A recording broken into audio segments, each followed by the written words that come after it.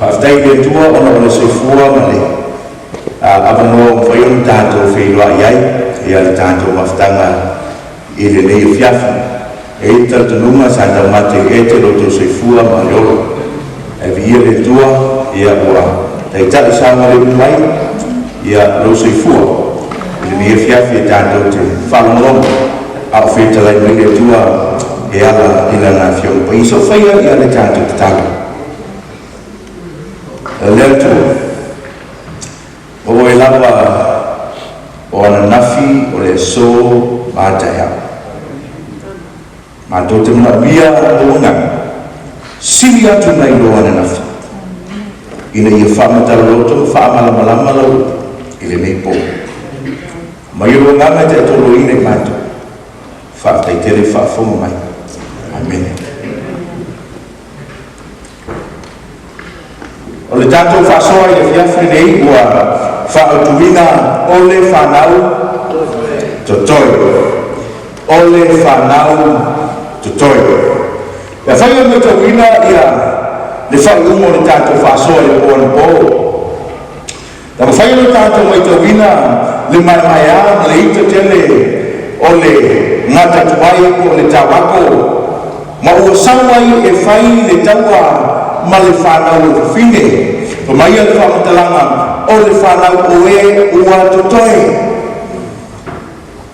i saisi whamatalanga sa whai o tātou whamatalaina le wingo o whine o ai fo e whaasino iai e kalesia i saisi la whamatalanga o leo o sauna ti a polo ma le lotoa e whaasakatau i tangata e Totoe mai o le e kalesia o le fisimi o le ale e kalesia po wai le kalesia le ana tātou mo le mawina le pōna pō le kalesia na amata mai e ke miso le ua e kalesia le asa whai moina o le a Catholico po le Catholic which is universal a ono wai le sabalinga ale e kalesia lea le e whaataina o le whiwhine e tūona vai le masina e ofu le la e pale fitu o le whaatusa ma le whaanta o le whiwhine mama po le e kalesia mama sa muli muli tai ta iala ma le whaasino mama ale tuspaia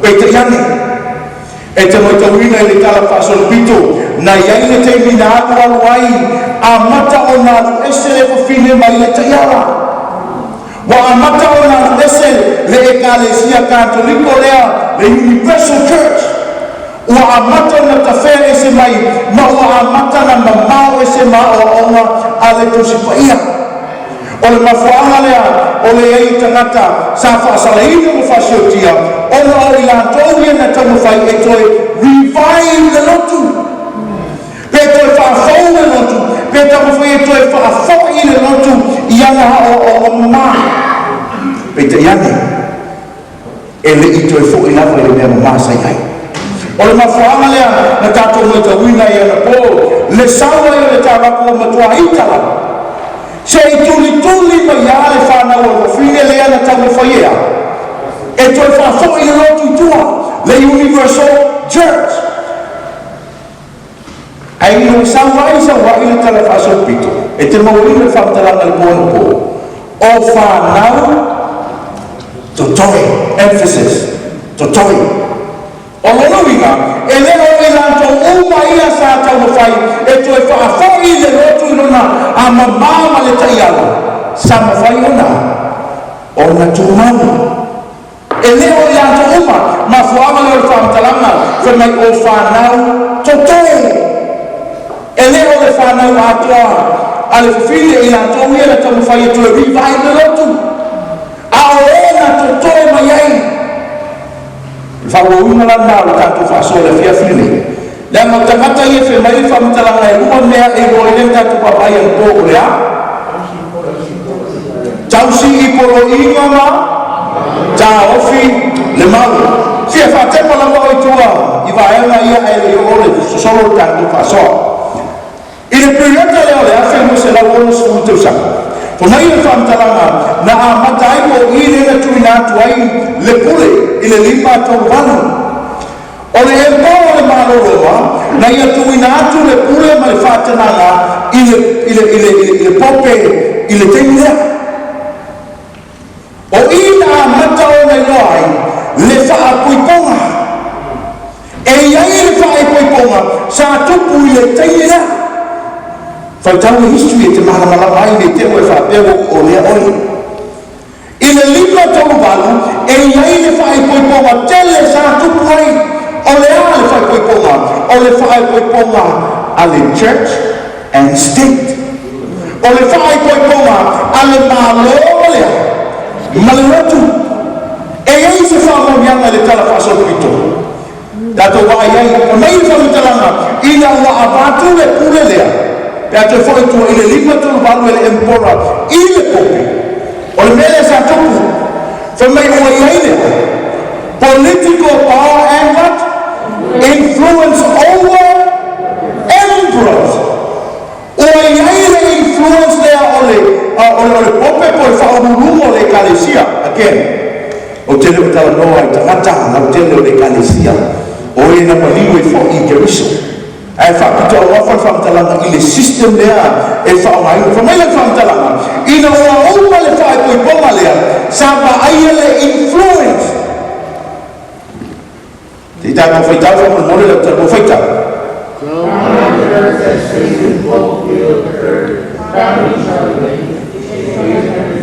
ngai ai le influence i ngā ua umale whaepoiponga lea le influence e te maua i le tala whaasolopito whamai o pope leo le tolu o iana na tōwhia ina le empoa o le malo le whaepoiponga a le ekalesia ma le rotu church and state ina ua umale whaepoiponga na vaaia le influence o le rotu i le whainga malo ina ua umale whaepoiponga whamai i le vanu se lau AD na tōwhia ai e le pope le empoa mana tua mea ia nua e mo whaina o whatas e le iaina e le pule le rotu le malo e le iaina e le malo le rotu ai te mata wina i le tala whasopito lea le iai o le malo sianga lona lua whamai whamtalanga e iai le malo sianga lea ua ia whaia lea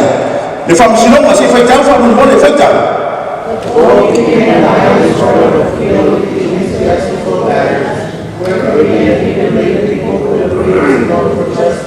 wai ba aino iai le malosio le influence lea whamai whamtalanga o le pope lea e ma whaionga whaia i whamsinonga o whaia se lotus whamsinonga i samo e o mea mai whaia lea e malo Peita iana i le tala whasolpito e te mauai le aia ina i le pule lea o le malo. Whamai whamtalanga e mawhainga ia whaia lea le whamasinonga o tangata. I le malo sianga la paletas, whamai whamtalanga i tala whasolpito. Ua iai le power ma le authority lea i le pope e natea excommunicator i le tangata. Let alone e mawhainga inga ave e sea lea. Emperor wa iai le malosianga i le pope na te tō e sea i le pule mai le emperor tanga i le tala whasolpito se whaitau the pope would excommunicate what? Kings cutting them out from the church and sacrament wa iai le malosianga e mawhainga ave sea lea le pupu po le taitai o le malo tanga i lau tau iai se whaitau the seventh excommunicated emperor who? Henry. E te maia i le tausanga lea tasi o fitu. Ngā nuatu mai le pope ma whai atu. Sumai aloi. Saloi. Le whātumu tumungo o le malo. Ai sili atu le loa lunga lea. Le rotu. Ina ua uma le whaepuiponga e te mautawina i whamtaranga le tala whasolpito whamaina ia whaatea e se ai le empora ai o i le tasi o fitu na toi sau le empora e whai tilfia me le sau le empora e koe whai o lea o le pennies lea o le mea e whaatinga ina o latino ina ia mawhaina toi fo i tua o le mea le whai le tangata ina o oma le kale kalesia le tangata ua masala masoli tulafono e whaatingaina ina e tongi ai e whapewhea na e wa ai se tautai o se malo mauro wā ai toe fōi e whaile mele e te tongi ai na ngā masala ina ia toe fōi ruma ina wa umane whapekoa na ia te ia le malosi ana ia ave e se aile tangata na whai ona ave sea o le si malosi ana i te maitawina ina wa umane whapekoa le whemeinga iai lea le influence over succession and marriage ua iai le malosi ana e mawhai ai ona ia whaia ia pe ave sea fōi ia ni whapekoa se whita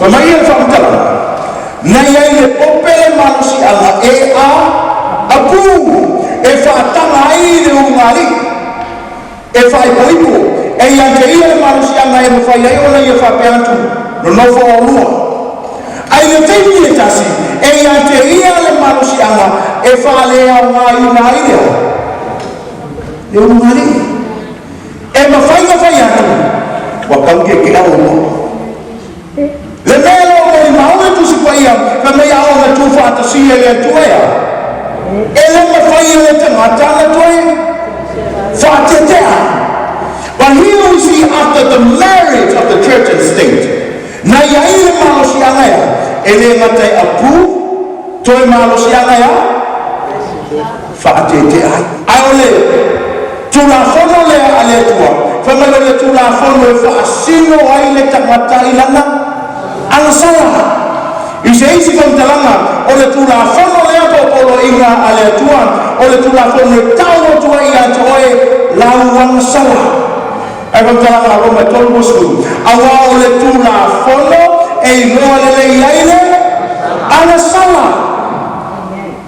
ai a whaina manatu tātou pai o le tau whaasero i ai nei ua le a ngāle tulafono o le whesiri e whaapewhea o nai roa le alasala pea a whai ua le ai le mea na te tau mai i a te oi manino i a whaamtalanga tu sopautia a tulafono mo se whemai na whao popo mai lea ona o sole tulafono ngā leona ngā rai ona whao popo mai te wila ka tase te wata wila whamai o tu la whono ni a mose na tu si e mose sa te mai a te i tātou tau te sila whia ua mai ta ngata o nuese wala tau whalongo i le tala e whaatau i a periso o na mai no lea e whia awai e whia tali tomo e whia moli mawina le mana o periso ai leile me o tupu e oma o la e tu watu ti a kono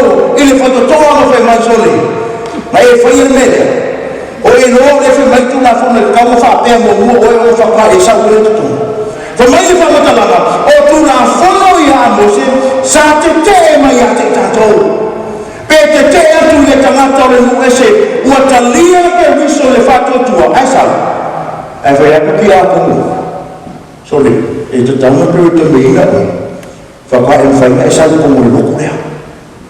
Ma whaama ngā whamtalanga o tū la whono sa te te mai a te i tātou. Ai ane tū la whono ane tū. Te whaita mai tātou mawha man mole whaita.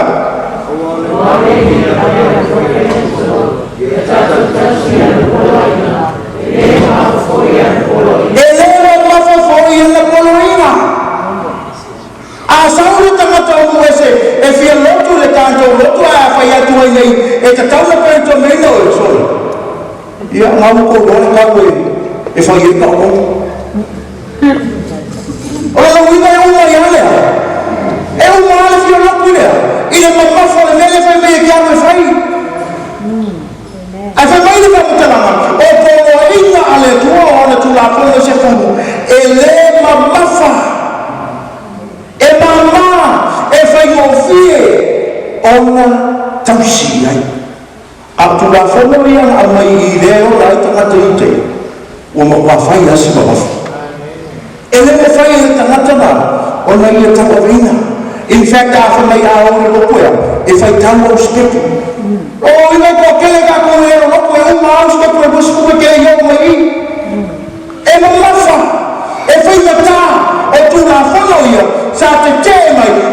matayo no mai tangata I le tua a o le tua fono a le tua familia mama fai fie e te mawina le taimila mai tasi o vai whakalanga tu la fono mose lea I le a Moses te vai tamu tato mawa mo mole fai tamu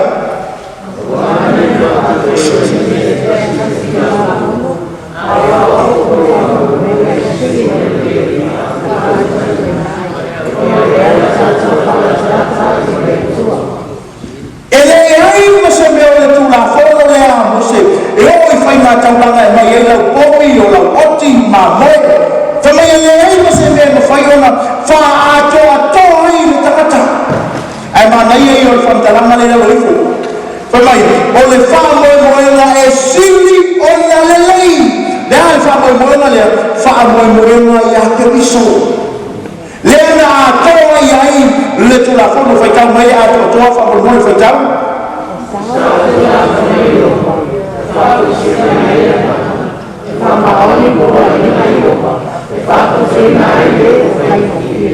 e te mawaina tu la fono mose whanei le a koasis po le ao tamo foi e tausi uma tu la fono e le a koasis ai te mawaina whantalanga tu su salamo whanei e matua I sao lea tu la fono iova a whai e matua I sao le tu la fono iova lono wina e ma whai ona whaato ai le tangata e fesoasoani le samalima le tangata ina I aoa tasi ma le whina ngalo o le atua e se sengala na tu la fono I ua le te lena le mix up ai to te le tangata e au le talanoa o unga le tu la fono e manatu o tu la fono a le atua tu la fono e sefuru mai e whantalanga te lea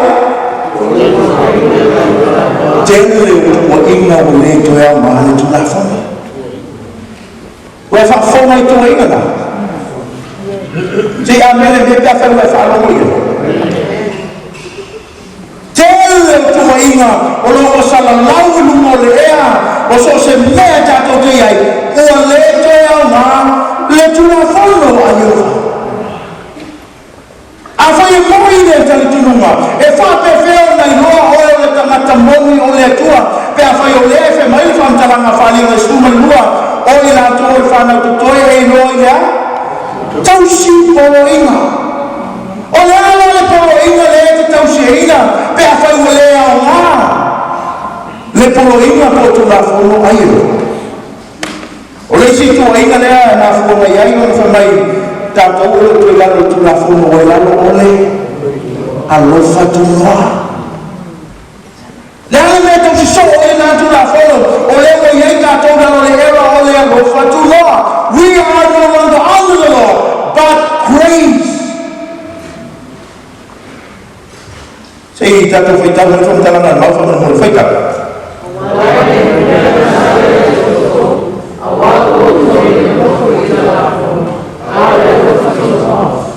Pemelo lang mali.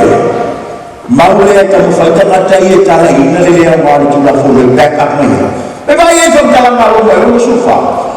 Away le ule le ang sala ya Totoe. Awu to ule ya. Le no na foi le tu la fono. A ole ya. Alo fa tu no. La le fa malo so ay na sa pati le ka ko pilalo le lo tu no. E lo le le ya tu le mo mia tu pe. So we go under the grace. Forget the law. Kung si Fia Fanau ti Apollo rin na utos pa iya kufkufoy ngayon. Pangayon na po ti Apollo to siya rumaya. Faasese ay itangata. Famay mo tato na lo o le lo fatuno ay si fay taw na fay petot kasi fa mo mo fay taw. O le nei e fa le ang na ay tato.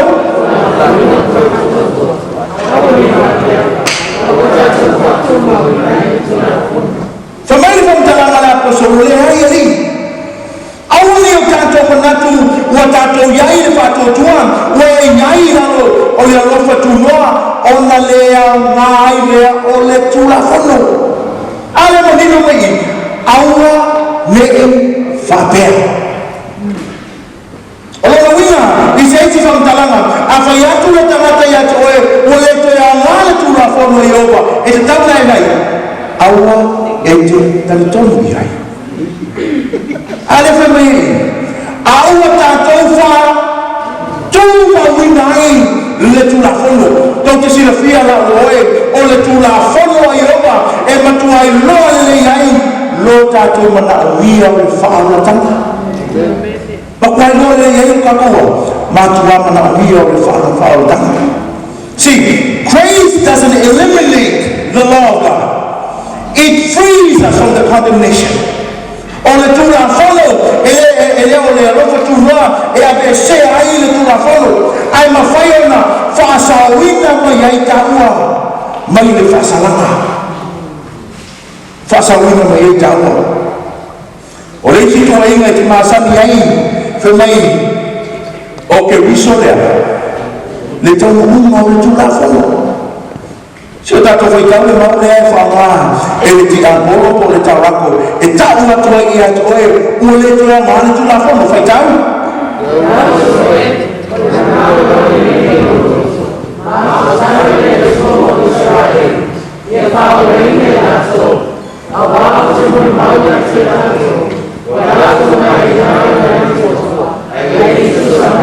Pangata maina, utu mana o te fai tau wina i le siu manga o le mahu. Fa mai fa mtalanga le apostolo. O tangata ia, ua matua maele ngai la le tua. I se isi fa mtalanga, e matua i nau, e fia, e tau mawhai le i ola ilea. Le tu la fono le tua, maele ngai. Ai e le le so matua fa me ala apostolo. Ai le tusa male poto. O loinga, e nau e tau mawhai i ola le tapura le tua. Ai le tutusa ma le mea la fai mai ai le tuea. E o mai. I se eisi ka utalanga, e nau mai ma ele la, ai muso e muli le taiala. E mawhai e o mai. E iai le nau tainga, ai muso e muli le taiala. E io se ufo fai mo fie, e fia anu le langa, ai muso e muli le anuale anu le langa. Ma mai va mtalanga, wana tau ma ele mai le ale tua, ai le tusa male poto, fai tau mai fai petolo, fai tau fa mol.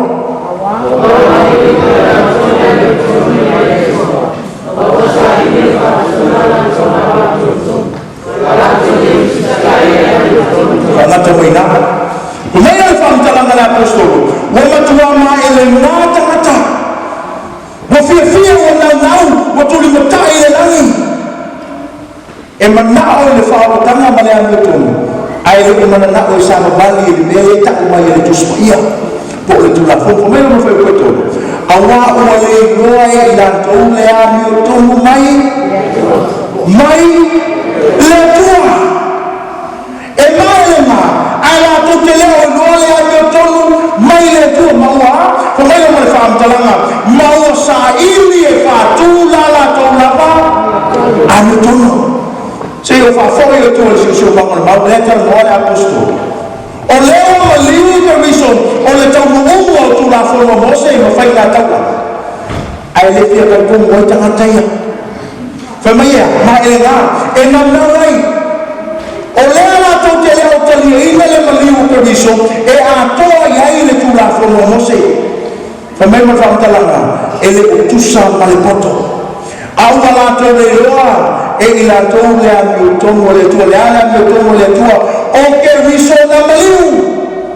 Na au mai le amiu tomo, e fa mai alfa amtalanga, ma o sa ili e fa tu la tau lava, awa la tau le tau usi taia, i le amiu tomo, mai le tua. Fe tau mena fai koe whafa mo fai tau.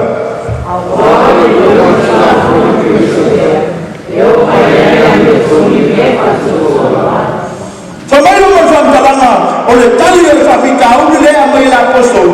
Awa o le ungo le tula fono fayata, tula fono o fasino. O ke wiso. Tau no mai ai o singa tau langa e fa ai manu. O ke wiso. Famelo ke wiso le e o mai ai le ame tono i e fa atu tua umalava. alea tele le whaongai le tila koru ma whaimea wa umai I le tula whono wa umai I le tula whono lau oe leai ato e musu atu le tarako po le lata I atu oe wa umai le tula whono whaia I leai o leai tala noa I tula whono upu whasino tula whono ia ua whatau nuina whatau ere kantia lima whamarmole whatau o te toi mole tino atu I tangata uma ua perito meina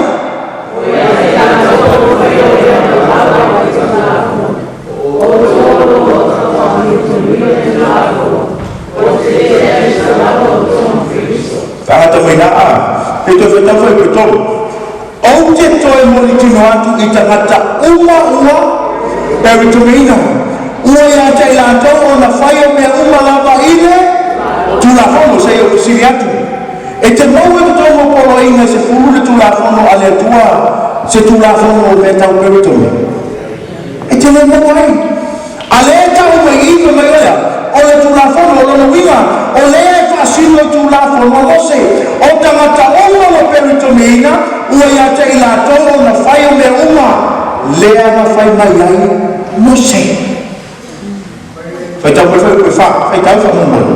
O tōro o tau ami o tono wina I le tunafo. O te ese lava o tōma ahata maina.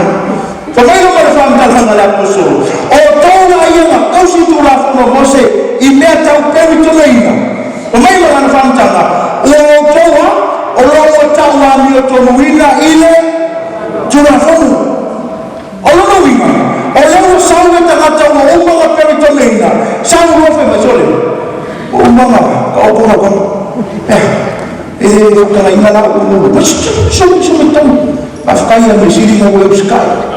O lani mena utupu. O usitai le tula whono o no winga. O tau wani o tono winga. Ina o usitai. E whaia le mana o le tula whono o le perito meina. Awe whamtalanga o somo I whamea. Ua te ese lava o tau ma ke wiso. Le tuna whono lea mose. Whamai e te tauna perito meina. Ao na whaia le tangata. Mai lore, mama mawa o kumai. Ma ke wiso. Oa pa u o tau nailea. Nailea na whatunoa. O tau ese mai le mea na manao o ke wiso. Awak faham talang nau faitan.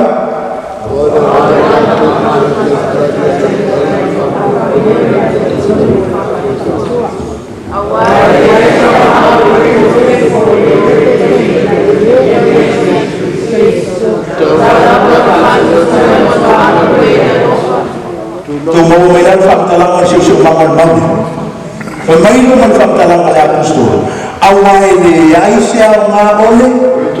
Peritome, fele ele peritome, tula whono mose. Ele aise au ngā ole peritome, po ele peritome ina I a keruso.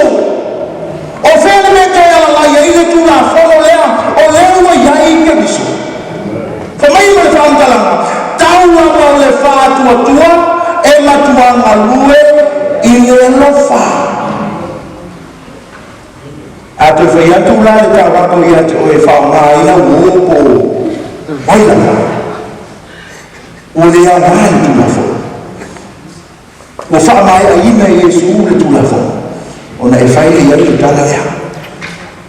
Uso. E le o peritome po le peritomina.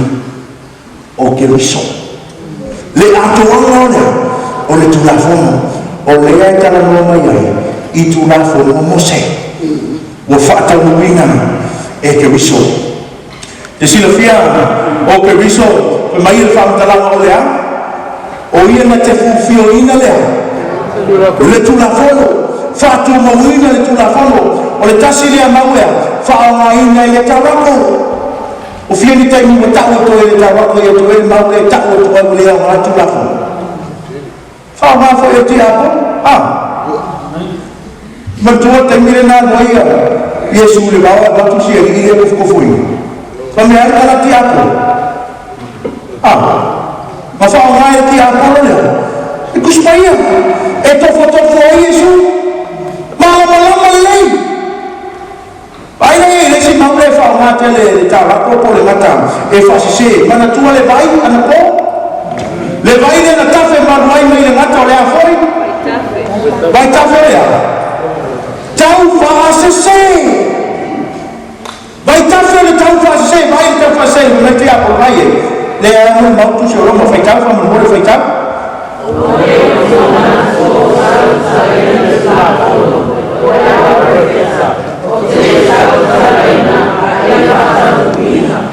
tau te sila fia ao na whaamaina e le tangata le upu lea o le tatala ma le whatu mauna e loke a e le ki apu ke i asu ina maunga tau te sila fia upu i e bua destroy and fulfill toa tele tangata manatu o le fulfill o le nauina oa wale ai fisi to e amanoa o tumu a faita to te sure le winga o puero te mawina destroy te mai vantala mai Yesu o te le sawe destroy o te le sawe fale ama pe a ese le tulafono destroy a ia fulfill pe fa tawina te mawina le winga o puero destroy tu abolish por le aveseina por le tu o tafa por le le fa o maina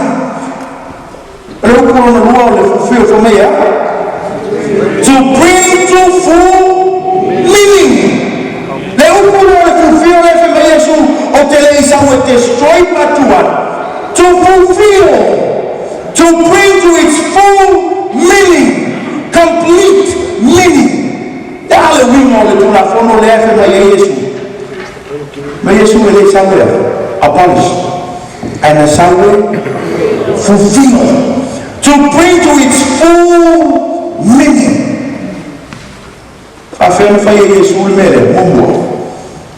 By living it perfectly. Na fata uwina i keriso pe fulfill e Yesu keriso ana poloinga po tulafono se fulu e ala ilona soifuai. Te moina le whamtalanga whamea, he was tempted in every way, yet without sin. Jesus Christ brings the commandment into its fulfillment by living it perfectly. Ile awala na soifua maola i keriso lona lua fe mai le whamtalanga na whatauwina e Yesu le tulafono by what? Revealing its true intent. E ala lea, ile whainoa mai, le mana onga tupito o le tulafono. Le ale mana onga tupito o le tulafono, whaikau?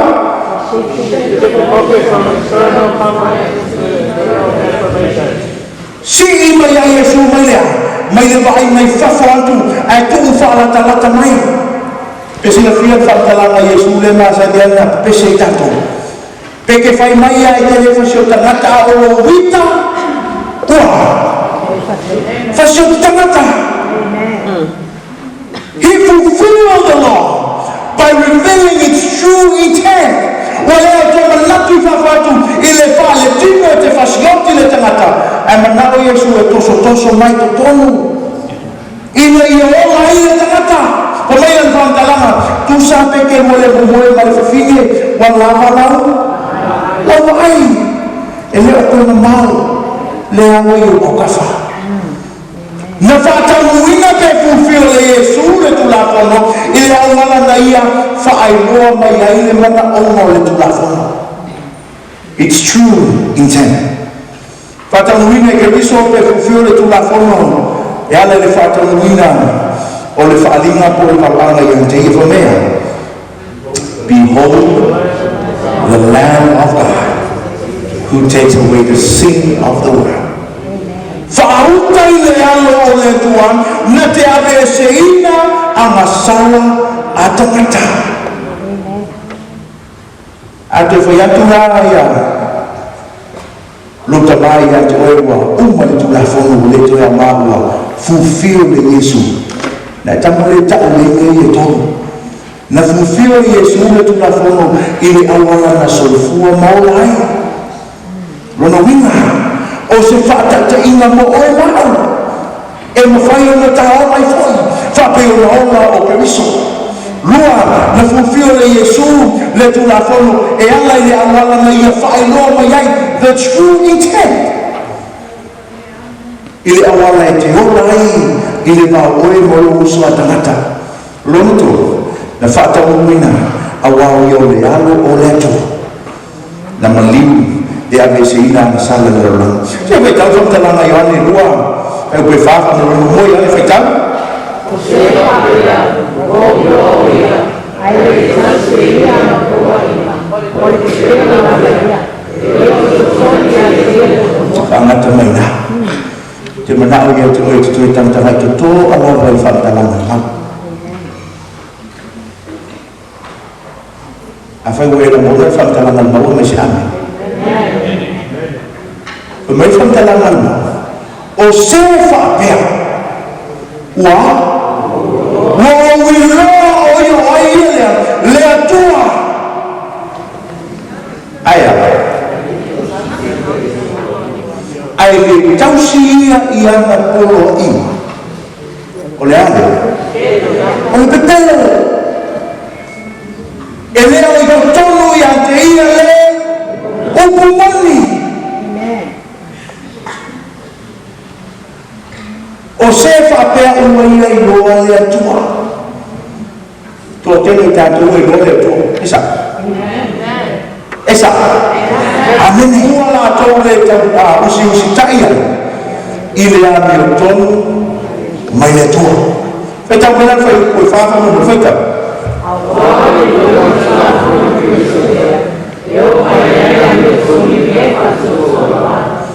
Whamairo mo whamtalanga o le tali o le whawhika uni lea mai la apostol awa o le ungo o le tūnafono whaiata tūnafono upu whasino o ke wiso tau mo mai ai o singa tauranga i e whawai manu o ke wiso whamai o ke wiso lea e o mai ai lea meo tonu i e whaatuatua umalawa alea i tele le whaongai e tira poru mo whemaia wa umai i le tūnafono wa umai i le tūnafono lau oe leai ato e musu atu le tarako po le ngata i ante oe wa umai le tūnafono whaia i leai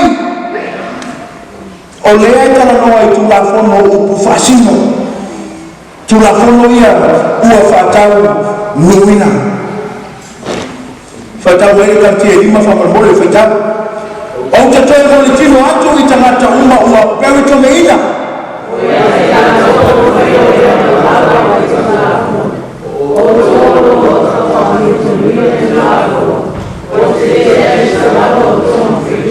tangata mai na a e toi whatau whai koe tolu o te toi mo le tino atu i tangata uma ua peri tome ina ua ia te ila tau o na whaia mea uma lava ine tūnafono se o siri atu e te mau e tō mo polo inga se furu le tūnafono ale atua se tūnafono o me tau peritome e te le mau ai ale tau mai iwa mai oia o le tūnafono o lona winga o le e whasino tūnafono lose o tangata oma o peritome ina ua ia te ila tō o na whaia me uma lea na whai mai ai no se fai tau koe fai tau whamamano o tōro o tau ami o tono wina i le tūnafono o te ese lava o tōma ahata maina whamairo mai whamtalanga le apostol o tōra ia na kausi tūnafono mose i mea tau peri toleina whamairo ana whamtanga o tōra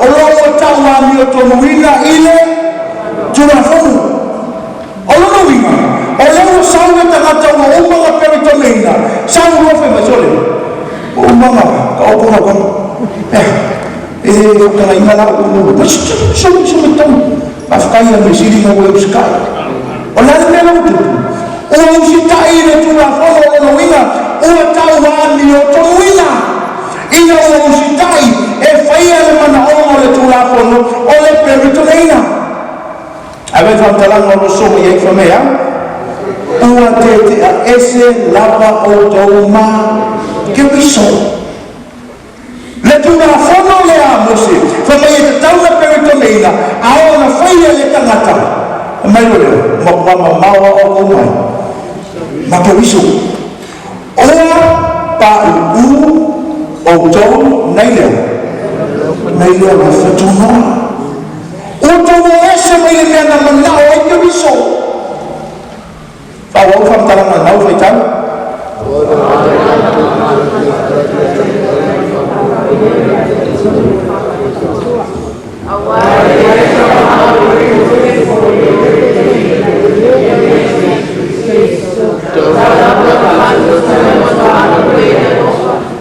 Tu mau mainan faham talang siu-siu mangan mau. Pemain man faham talang ala apostol. Awai le Aisha ma ole. Peritome, fele ele peritome, tu la formo se. Ele aise uma ole peritome, ole peritome ina ia keruso. O fele me te ala la ia tu la formo lea, ole uma ia keruso. Famai me fantalanga, taua ole fa tua e matua malue ile no fa.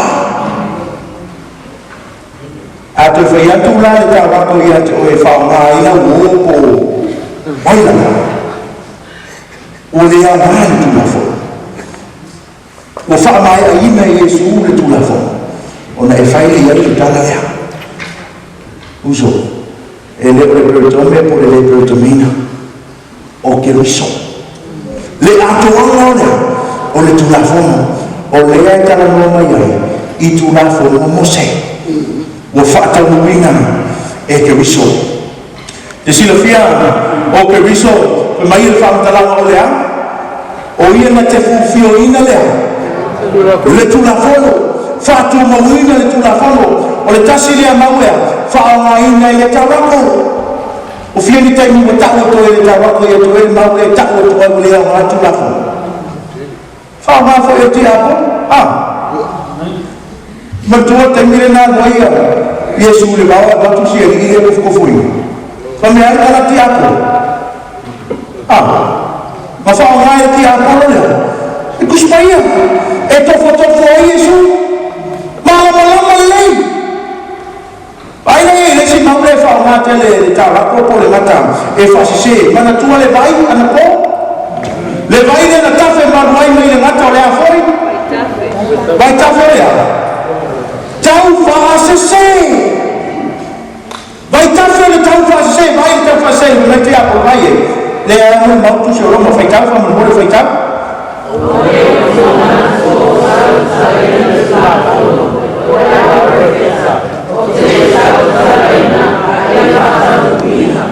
Tau te sila fia, ao le whaawaina le tangata, le upu lea o le tatala ma le whaatu mauna. E loke ai le ti apo ke I asu no mawinga. Tau te sila fia upu I e bua. Destroy and fulfill. Toa tele tangata manatu o le fulfill o le mawinga wa. Owa. Wale ai feisi to e amana o tumu. A feita tau te o sure le winga upu I e bua. Te mawinga. Destroy. Te mai whamtalanga Yesu. O te le isawe a. Destroy. O te le isawe whaleanga pe ese le tulafono. Destroy. A ia fulfill. Pe wha tauina. I te mawina le winga lupuro le destroy tu. Abolish. Po le aveseina. Po le tu ia o tafa. Po le le tue wha o ngaina. Lupuro na lua le fulfill for me, to bring to full meaning. Le upuro le fulfill le fe me Yesu o te le isawe destroy patuan. To fulfill, to bring to its full meaning, complete meaning. Dale wimo le tulafono le fe me Yesu. Me Yesu le isawe abolish and isawe fulfill. To bring to its full meaning. Afirma Yesu mere mumbo by living it perfectly. Na fata uwina I te riso pe fulfill e Yesu Keriso ana polo inga po tula fono se pulu e ala ilona soifuai te mo inga whamtalanga whamea. He was tempted in every way, yet without sin.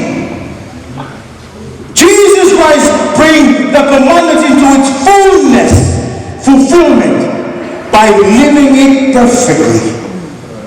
Ile awala na soifua maola e Keriso lona lua fa mai al whamtalanga na whatauwina e Yesu le tulafono by what? Revealing its true intent. E ala lea ile whainoa mai le mana onga tu pito o le tulafono le ale mana onga tu pito o le tulafono whaikau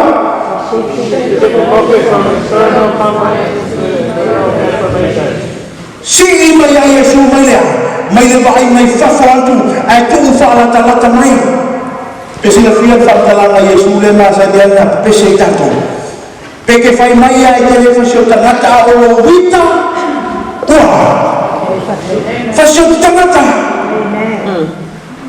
He fulfilled the law by revealing its true intent. Walea toa manatu I whawhatu I le wha le tino e te whasioti le tangata ai manao Yesu e toso mai to tonu ina I ola I le tangata pa mai an whamtalanga tu sa peke mo le bumoe ma le whawhinge wa lava lau lawa ai e leo kona mau le angoi o kafa na whatamuina pe fulfill le Yesu le tulafono I le aungala na ia whaailoa mai ai le mana ongo le tulafono. It's true intent. Whatamuina e Keriso pe fulfill le tulafono e ale le whatamuina o le whaalinga po le papanga I te iwa mea. Behold the Lamb of God who takes away the sin of the world. Whaautai le alo o le tua na te ave seina a masala a tangata. A te whaiatu rāia luta mai a te oewa uma le tulafono le toea mahua fulfill le Yesu. Na tamo le tau le ngei e tonu. Na fulfill Yesu le tulafono I le awala na solfua maola ai. Rona winga. O se whaatata inga mo oe mau e mawhai ona taha mai foi whape ona ona o Keriso lua na fulfill le Yesu le tulafono e ala I le awala na ia whaeloa mai ai the true intent I le awala e te ora ai I le mau oe mo lo usua tangata lono na whaatauina awao I o le alo o le atu na maliu e ave seina na sala le rola. Se koe tau whamtalanga Ioane rua, e koe whāwha na rola moi ane whai tau? O se whakea, o gloria, ai le taseia na kua ina, o le kena na whakea, e o soni a le tia. Whangata mai nā. Te manao ia te oe te toi tamtanga I te tō awa vai whamtalanga nā. A whai ue na mōna whamtalanga nā me se ame. Mai whamtalanga nā o se whapea ua wili roa o ia o ia le atua aia ai le tausi ia I ana polo I o le ale o le pepelo e lea o I tonu I ante ia le o pumoni o se whapea ua ia I loa le atua tō tēnei tātou I loa le atua esa esa amene a whamai le atua o te tō le loto whau ia toi o le loto e mawhaina talia polo inga a le atua tā ua ia kai a samsama o whaupulusu mai fitu whema o te tuwina atu lo manganga I te tongi ia te oto. Do you know what that says? E lema whaina tātou tausia polo inga ale tua pe ale ai lona anganga. O le anganga le ale tua na te whamana tu pēa ia toi I le aso ma te niumo lau sabalinga le tula fono le tua fa mai man fa talanga a fa ye yai le nganga le tua ya toi tam tamai le toi me to fa ye le tua o tia Totoe sababali ai ya tula fono fa mai man talanga le tato baba ye e mama le tula fono yoa o le tipi ai le nganga le tua tolu ya toi fa mai man talanga le tua e mafai ai ona era sabali ia utula fono luo me fai le tua da ona yelo na nanga ya te fe mea Totoe ana foi ia ufa amasinonga ta Totoe ana i fa amasinonga le tua ronto mea ma o to faya Totoe tausi ai pea lava pea se o le aso e fio na ia Kristo la ore le fia fine o le fiau le ore nei o le fiau e whamanatu atu ia te oe la oe le ngaluela lea le toka fiti lea a le na te whase se ia te oe ua tau atu le fia fine nei le fiau mai le atua whamai le ngata ua le au maa le polo inga le atua whamai le tua le pole nei ala ila na fia mapaia o lo tu mampea e mawai le langi male na langi ai le mawai la